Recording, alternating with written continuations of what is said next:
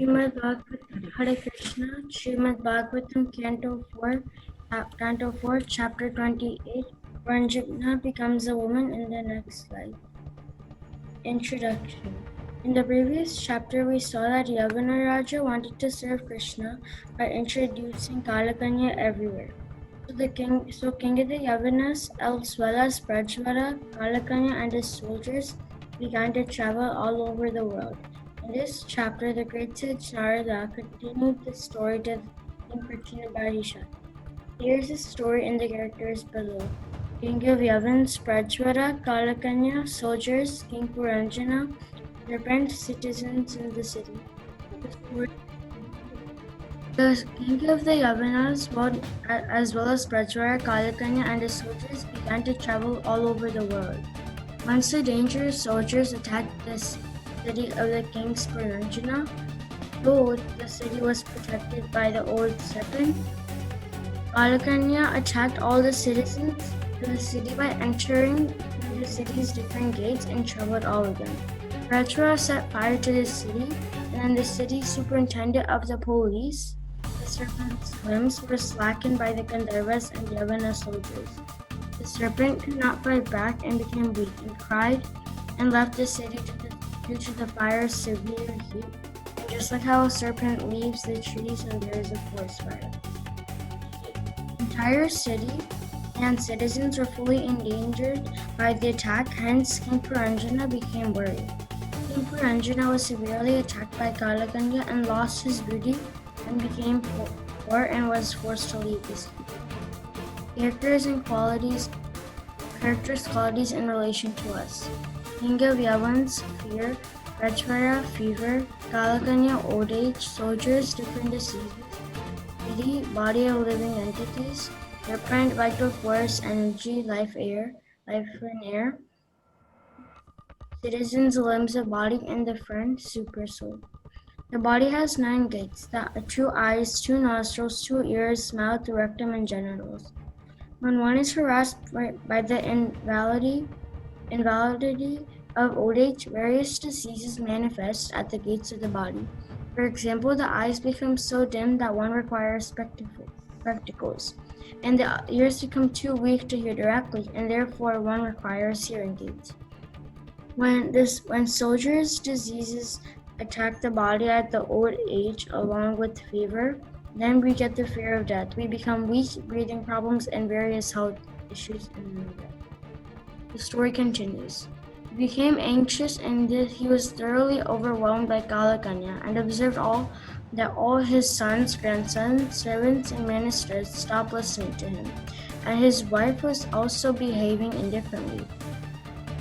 King Puranjana was over-attached to his family and conceptions of I and mine, so started thinking of his daughter's sons, grandsons, daughter-in-laws, son-in-laws, servants, and other associates as well as his household paraphernalia, and his little accumulation of wealth. He was anxiously thinking, after I pass this body, how can my wife alone manage and maintain all these family members? And started thinking of all his past dealings with his wife. He recalled that his wife would not take dinner until he had finished his, that she would not take her bath until he had finished his, and she would always very much attend to him, was very much attached to him. So much that he would sometimes become angry and chastise her. She would simply remain silent and tolerate his misbehavior. Although she was the mother of so many sons and heroes, the king still feared that she would not be able to maintain the responsibility of the household affairs. He continued worrying. After I pass from this world, how will my sons and daughters, who are now fully dependent on me, live and continue their lives? Their position will be similar to that of passengers aboard a wrecked ship in the midst of an ocean. Although King Puranjana should not have lamented over the fate of his wife and children, he nonetheless did so due to his miserly intelligence. When King Puranjana was being dragged with great force by the powerful Yavana, he could still not remember his friend and the well-wisher, the Super Soul. In the meantime, Yavanaraj arrested him and his followers too. The serpent also followed his master along with the others. As soon as they all left the city, it was immediately dismantled and smashed to dust. That King Puranjana had killed many animals in various sacrifices. So now, taking advantage of this opportunity, all these animals began to pierce him with their horns. It was as though he were being cut to pieces by axes. King Puranjana gave up his body while remembering his wife, and consequently, in his next life, he became a very beautiful and well-situated woman. He took his next birth as the daughter of King Vidarbha in the very house of the king. According to Bhagavad Gita 8.6, Yam Yam Vapi Smaran Bhavam Tyachute Antekarvam Tam Tam Evaiti Kaunteya Satyabhava Bhava. Whatever state of being one, remember, is when he quits his body. That state he will attain without fail. Topics that will be covered in the second story. I will continue the story, Mataji. So after Puranjana being born as a lady in the next birth, then the second story continues, and we have all these topics. And first thing is, he was born as a Vaidarbhi, who is the daughter of King Vidarbha, married to a very powerful man, Malayadhwaja, who is an inhabitant of the Pandu country. King Malayadhwaja had one daughter and 7 sons who became rulers of Dravida. The 7 sons had several thousands of sons. Now these sons protected the world until the end of one Manu's lifespan and onwards as well. The great sage named Agastya married the firstborn daughter of Malayadhwaja, the devotee of Lord Krishna. From her, Dhrudachyuta was born, and from him, Idam Vaha. After this, the great saintly king Malayadhwaja divided his entire kingdom among his sons. Then, in order to worship Lord Krishna with full attention, he went to a solitary place known as Kulachala. Just like how moonshine follows the moonlight, even Vaidarbha, the wife, followed her husband, and by giving up all her happiness, even her family and the children.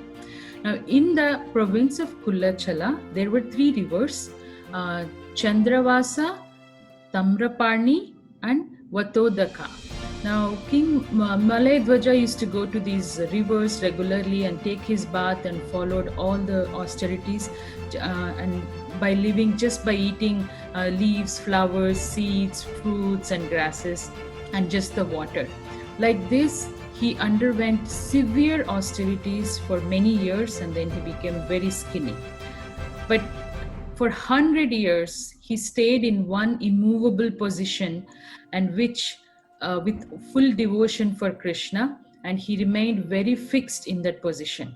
After this, King Malayadhwaja attained perfect knowledge that the material body is not the soul, but that the soul is the witness of the material body.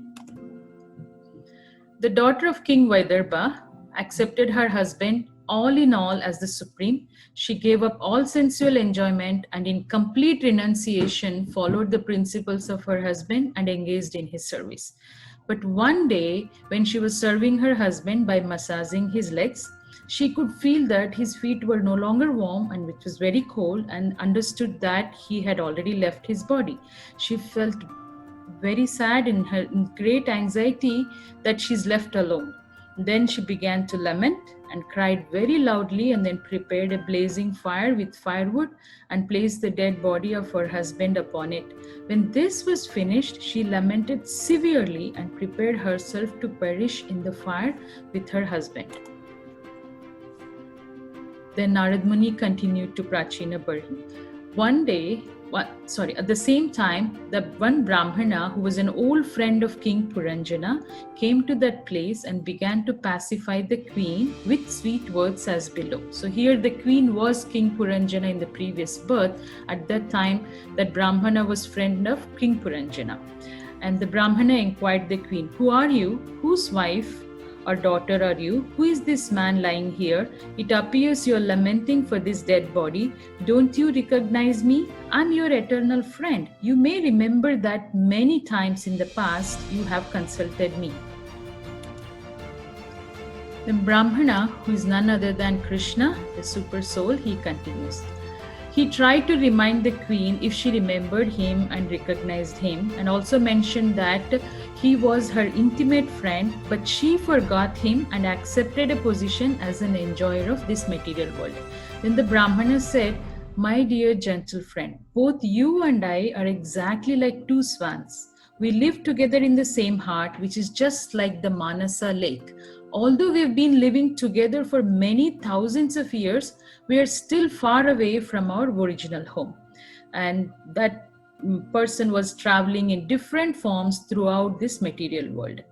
And Brahmana says, like, this entire life we have, there's like 5 gardens, and which is nothing but 5 objects of sense enjoyment. There's 9 gates, every body has 9 gates: 2 eyes, 2 nostrils, 2 ears, mouth, rectum, and genitals. There's one protector, this is the life air which passes through the 9 gates. 3 apartments, which is the chief ingredients: fire, water, and earth. 6 families, which is the aggregate of total of the mind and the 5 senses. 5 stores, which is the 5 working sensory organs. 5 material elements, and 1 woman who is lord of the house, which is the soul. The soul is the person and the enjoyer in the reality. So, and the next slide talks about what is Brahmana trying to tell the queen to remind her identity. Because this soul is now hidden within the city of the body, he is devoid of the knowledge. Actually, you are not the daughter of Vaidarbha, nor is this man, Malayadvaja, your well-wishing husband. Nor were you the actual husband of Puranjani. You were simply captivated in this body of 9 gates. Sometimes you think yourself a man, sometimes a chaste woman, and sometimes a neutral energy. This is all because of the body, which is created by the illusory energy. This illusory energy is my potency, and actually both of us, you and I, are pure spiritual identities. Now just try to understand this. I'm trying to explain our factual position.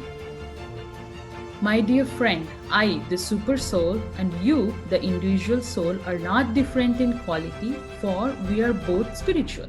In fact, my dear friend, you are qualitatively not different from me in your constitutional position. Just try to consider this subject. Those who are actually advanced scholars, who are in knowledge, do not find any qualitative difference between you and me. Just like how a person sees the reflection of his own body in a mirror to be one with himself and not different, but whereas others actually see us 2 separate bodies. Even in our material condition, in which the living being is affected and yet not affected, there is a difference between God and the living entity. In this way, both swans live together in the heart. When the one swan is instructed by the other, he is situated in his constitutional position. This means he regains his original Krishna consciousness, which was lost because of his material attraction. So Narad Muni ended the story by telling Prachina Barhi that the Supreme Personality of Godhead, the cause of all causes, is celebrated to be known indirectly. Actually, this is an instruction for self-realization.